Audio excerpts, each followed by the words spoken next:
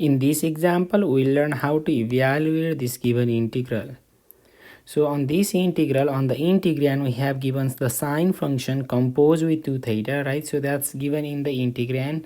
So since the sine function is composed with the 2 theta, we need to use the substitution rule here. So if you want to use the substitution rule over here, so what I want to suppose here is, let's say assume that 2 theta given over here is my u, so or some variable u. If I suppose in that way, I can figure out the differential du, which is whatever is the derivative of 2 theta with respect to theta, right? So that is 2. But not only that, but we need to also multiply by differential d theta. So that's my differential du. So we have suppose that 2 theta is u, and then with the help of that we figure out the differential du. The main idea of this substitution rule is, now by using these two relationships, try to plug that in over here in such a way that your integral is changed as a much more simpler integral, and then also as a function of u, everything in terms of u. So let's try to see if we can if we can convert into that way. So we have this integral sign over here. The sign is as it is, let's write it down. And then since sine function composed with 2 theta, instead of that we have supposed 2 theta is u. So let's plug that in over here, so we can write it down in that way. So if you do that, the only thing left over is how to replace that d theta in terms of u or du, something like that.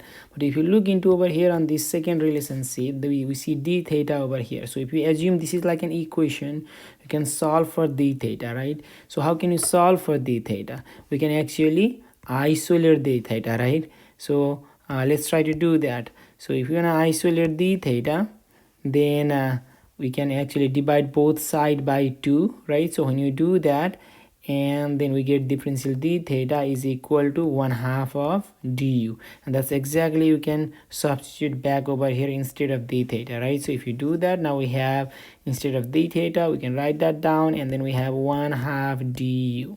So this was the given integral. With this substitution, we change into this simpler integral. Is it simpler? Let's try to see. Here is 1/2 is the constant over here, right? And then multiply by some function. So by using the constant multiple rule, we can take the 1/2 out, and then we have integral sine of sine u du. So if that is the case, it looks like it's really simpler integral, because we just need to integrate sine u, and that also with respect to u, and which we know the antiderivative formula, right? So antiderivative of the sine u is negative cosine of u. So if that is the case, 1/2 times negative cosine of u plus c is the antiderivative of that sine u, and then that's the integral that we have evaluated.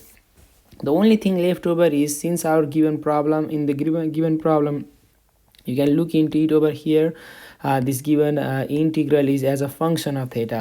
Our answer right now is as a function of u, and the u was the intermediate variable we have introduced, right? So that was not in the original problem, so we need to replace back by using this supposition that we have done at the beginning. So if you want to use that, then or replace back u to in terms of theta, how will this look like? So this is something like negative 1/2, right? So cosine is as it is, but instead of that u, we can actually now replace back to theta. If you do that, now everything is just done, right? And then whatever we have obtained over here, that negative 1/2 cosine of 2 theta is the